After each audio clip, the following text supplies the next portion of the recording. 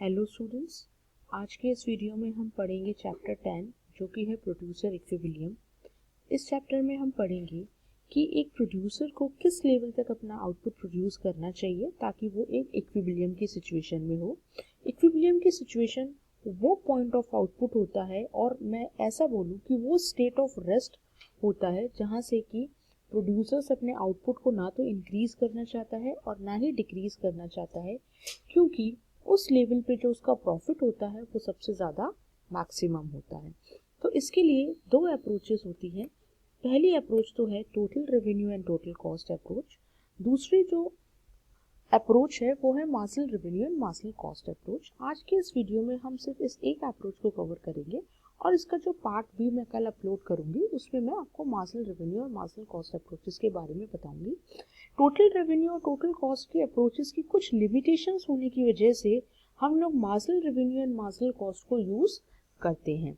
तो आज के इस लेक्चर में हम पढ़ेंगे टोटल रेवेन्यू और टोटल कॉस्ट क्या होता है, प्रॉफिट कैसे निकालेंगे, डायग्रामेटिकल प्रेजेंटेशन कैसे होती है इन अप्रोचेस की, और इस अप्रोच की क्या लिमिटेशन है जिसकी वजह से हमें मार्जिनल रेवेन्यू और मार्जिनल कॉस्ट को यूज करना पड़ता है एक प्रोड्यूसर को अपना इक्विलिब्रियम निकालने के लिए। तो आइए चलिए जानते हैं सबसे पहले टोटल रेवेन्यू और टोटल कॉस्ट क्या होता है। टोटल रेवेन्यू और टोटल कॉस्ट, जैसे कि इस अप्रोच का नाम है, रेवेन्यू मतलब क्या होता है, जो भी हमें प्रोडक्ट या कमोडिटी को सेल करने से जो भी इनकम या रेवेन्यू एक प्रोड्यूसर को अर्न होती है उसे रेवेन्यू बोलते हैं।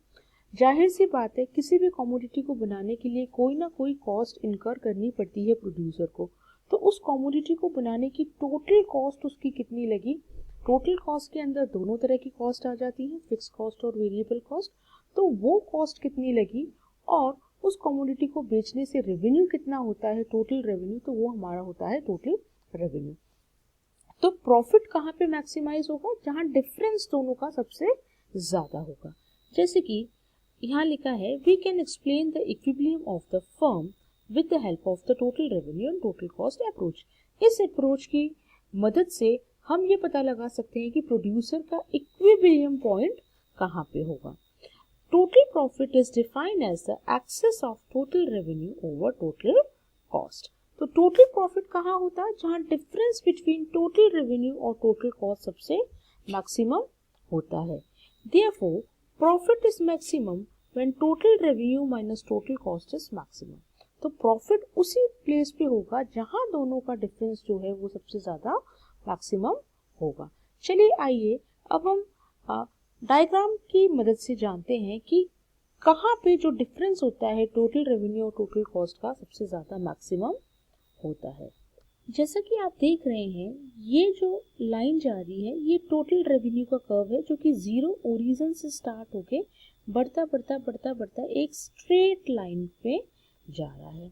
जबकि ये जो आप कर्व देख रहे हैं ये टोटल कॉस्ट का कर्व है जो पहले ओरिजिन के ऊपर से स्टार्ट है, फिर बढ़ रहा है, फिर एक पॉइंट पे दोनों इंटरसेक्ट हो रहे हैं, उसके बाद कॉस्ट कम हो रही है, उसके बाद में एक ऐसा पॉइंट हो रहा है जहाँ पे रेवेन्यू और कॉस्ट फिर से इंटरसेक्ट हो रहे हैं और फिर कॉस्ट बढ़ रही है और रेवेन्यू कम हो रहा है। आइए चलिए जानते हैं कि इन कर्व्स के शेप्स ऐसे क्यों हैं।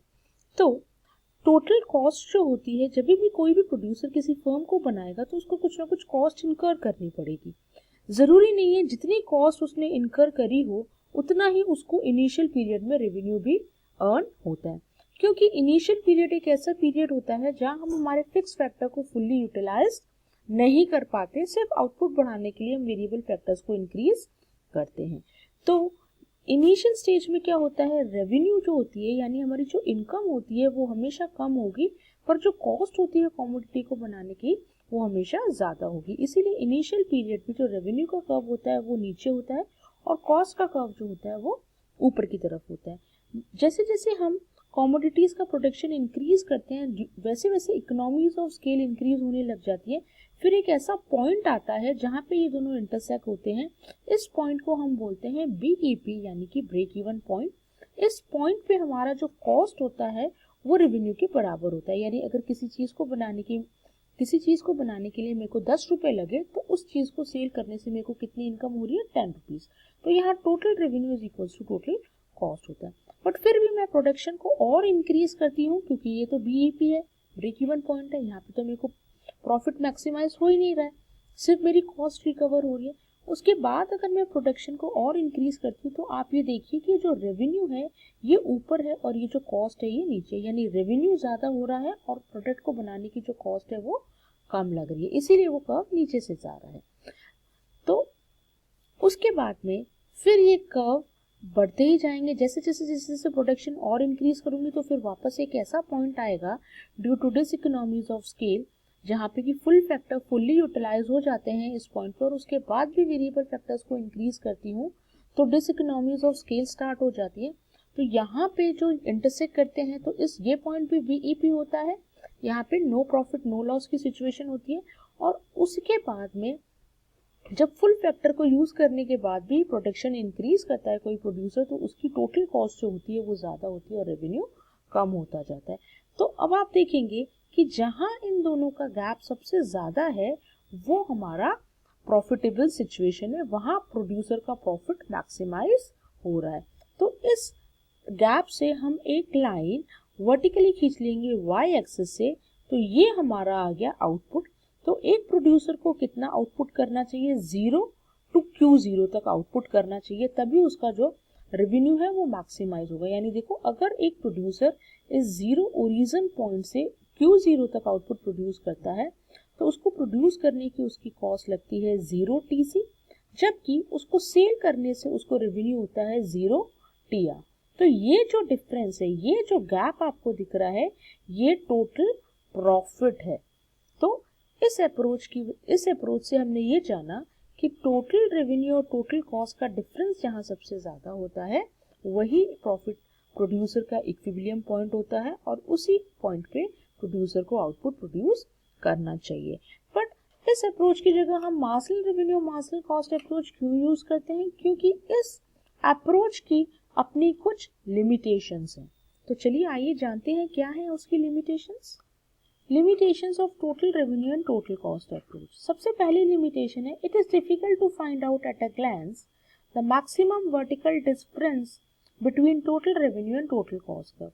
हमने बोला प्रॉफिट वहाँ मैक्सिमाइज होगा जहाँ दोनों का डिफरेंस सबसे ज़्यादा होगा, बट किस पॉइंट पे डिफरेंस ज़्यादा है उस पॉइंट को पता लगाना सबसे डिफिकल्ट होता है इस अप्रोच के अकॉर्डिंग। दूसरी लिमिटेशन इस अप्रोच की ये होती है, in this method price per unit of output can not be known easily from the diagram since price is not directly shown in the diagram. इसमें हम टोटल कॉस्ट और टोटल रेवेन्यू लेते हैं, यानी एक प्रोडक्ट को बनाने की टोटल कॉस्ट कितनी लगी और टोटल रेवेन्यू कितना हुआ, पर प्राइस पर यूनिट यानी एक यूनिट का प्राइस कितना आया वो इस अप्रोच के थ्रू हम इजीली नहीं पता लगा सकते कि प्राइस पर डायग्राम क्या होगा, क्योंकि वो डायग्राम में डायरेक्टली शोन नहीं होता है। डायग्राम में सिर्फ टोटल कॉस्ट दिखाता है, हमें price per unit of output नहीं दिखाता है। अगर हमें पता लगाना है कि पर यूनिट की प्राइस क्या है तो उसके लिए हमें marginal revenue and marginal cost लेना पड़ेगा। तो आज हमने इस वीडियो में जाना प्रोड्यूसर कैसे अपना इक्विलिब्रियम पता लगाए, किस लेवल पे वो अपने आउटपुट को प्रोड्यूस करे कि वो एक स्टेट ऑफ रेस्ट में हो। स्टेट ऑफ रेस्ट का मतलब उस पॉइंट से वो ज्यादा आउटपुट प्रोड्यूस नहीं करना चाहता और उस पॉइंट से वो कम आउटपुट को प्रोड्यूस नहीं करना चाहता, तो वही उसकी एक इक्विलिब्रियम सिचुएशन होती है। अब कल हमारे चैप्टर 10 प्रोड्यूसर इक्विलिब्रियम के पार्ट नंबर बी में हम लोग ये जानेंगे कि प्रोड्यूसर कैसे मार्जिनल रेवेन्यू और मार्जिनल कॉस्ट को यूज करके अपने इक्विलिब्रियम को पता लगा सकता है। स्टूडेंट्स, आई होप आपको ये वीडियो अच्छा लगा होगा और बिल्कुल अच्छे से समझ में आ गया होगा ये कंसेप्ट। अगर आपको अभी भी कोई डाउट है तो आप मुझे कमेंट बॉक्स में ज़रूर लिखिए, आपके कमेंट्स मेरे लिए बहुत वैल्यूएबल है। और अगर वीडियो पसंद आया हो तो लाइक करना ना भूलें, अपने फ्रेंड्स के साथ शेयर सब्सक्राइब ज़रूर कर दें। So your love and your support is most valuable for me, so don't forget to subscribe. So thank you so much. We will meet tomorrow again. Bye bye. Have a nice day.